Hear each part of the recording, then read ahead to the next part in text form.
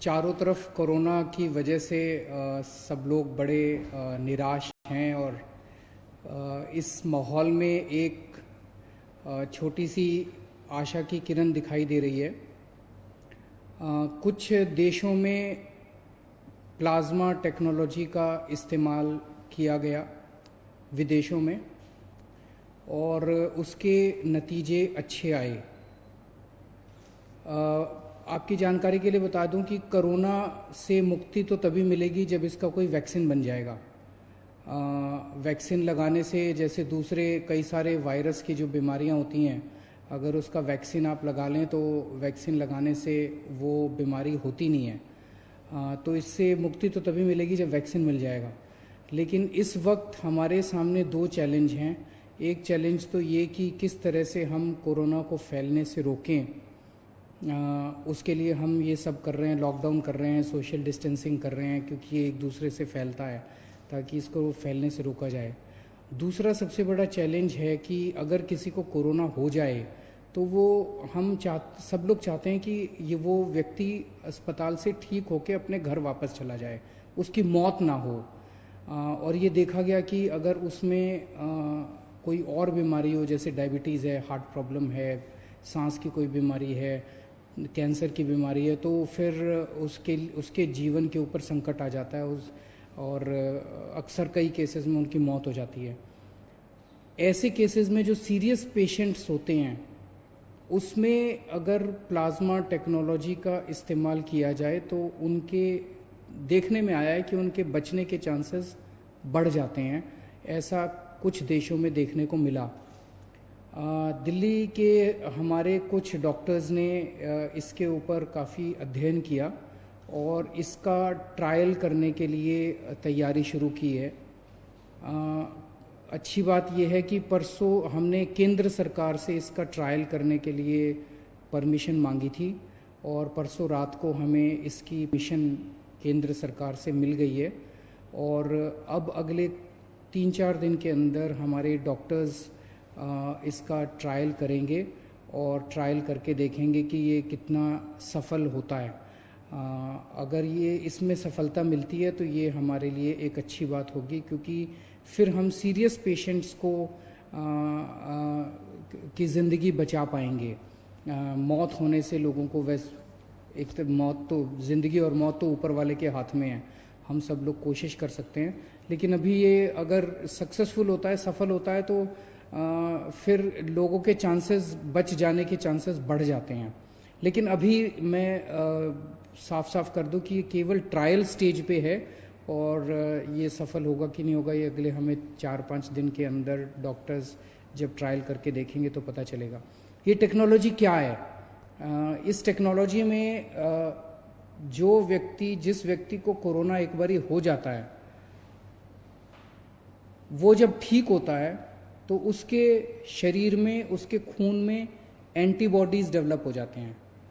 ये एंटीबॉडीज़ उसको ठीक होने में मदद करते हैं।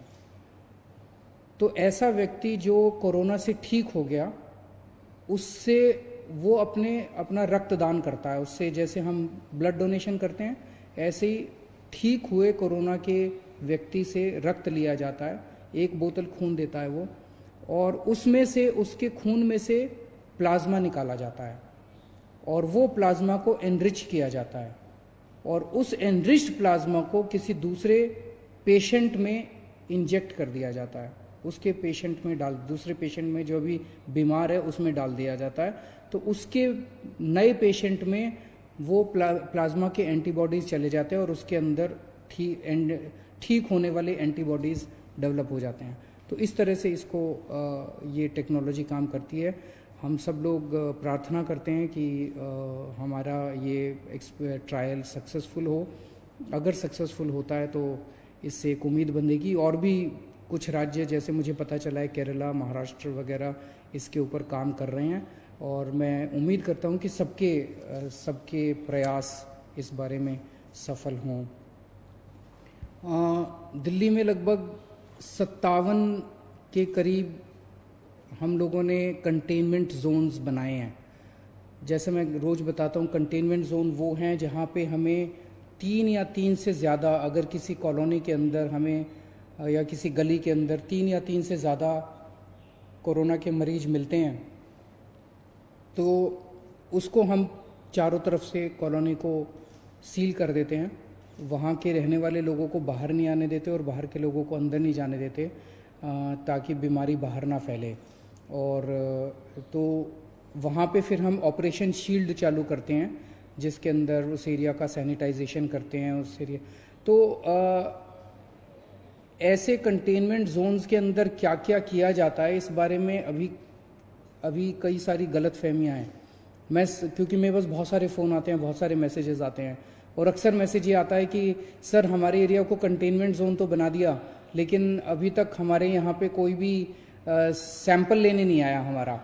तो मैं आपकी जानकारी के लिए बता दूं, कंटेनमेंट जोन में जैसे कंटेनमेंट जोन लागू किया जाता है, वहाँ पे सबसे पहला काम किया जाता है, आपके लिए एसेंशियल सर्विसेज की इंतज़ाम किया जाता है।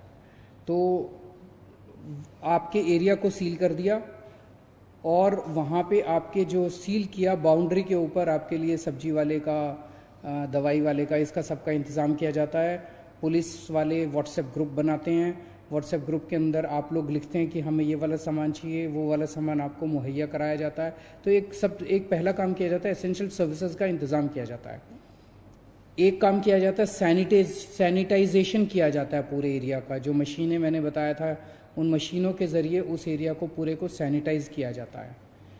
फिर डोर टू डोर सर्वे किया जाता है। सर्वे सबका होता है, हर एक के घर में कोई ना कोई दिल्ली सरकार की टीम जाती है और उनसे पूछती है कि आपके घर में कोई बीमार तो नहीं है, बुखार तो नहीं है, किसी को सांस की शिकायत तो नहीं है।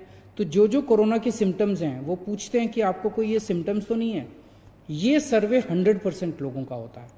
अगर किसी कंटेनमेंट जोन में अभी तक नहीं हुआ तो हो सकता है 2-4 दिन में हो जाए, क्योंकि बहुत ज़्यादा कंटेनमेंट जोन बन गए हैं, टीम्स थोड़ी सी कई बार कम पड़ जाती है एसडीएम के पास, तो वो 100% का होगा।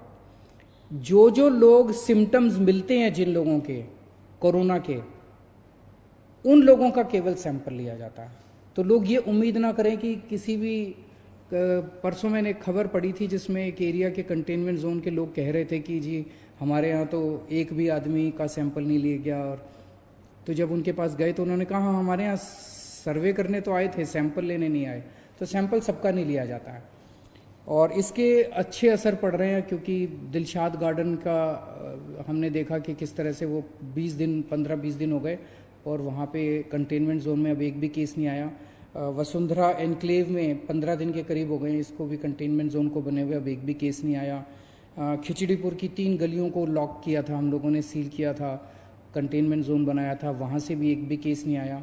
तो ये अभी तक एक्सपेरिमेंट, अभी हम लोगों का प्रयास सफल रहा है। आप लोगों को दिक्कत तो बहुत आती है, लेकिन सबके सामूहिक प्रयास से ही, सामूहिक उससे ही हम लोग सफल हो पाएंगे। कल यमुना के तट के ऊपर कई सारे गरीब लोग, माइग्रेंट लोग इकट्ठे हो गए थे, और जैसे ही हमारी नज़र में लाया गया उसको तुरंत हम लोगों ने उनके खाने का और उनके रहने का इंतज़ाम किया। सब लोगों को अलग अलग स्कूल की बिल्डिंग्स में उनके रहने का इंतज़ाम किया, और उनके खाने का भी हम लोगों ने इंतज़ाम किया है। मेरी आप सब लोगों से गुजारिश है, हाथ जोड़ के गुजारिश है, कि हमने सरकार की तरफ से खाने का बहुत इंतज़ाम किया हुआ है।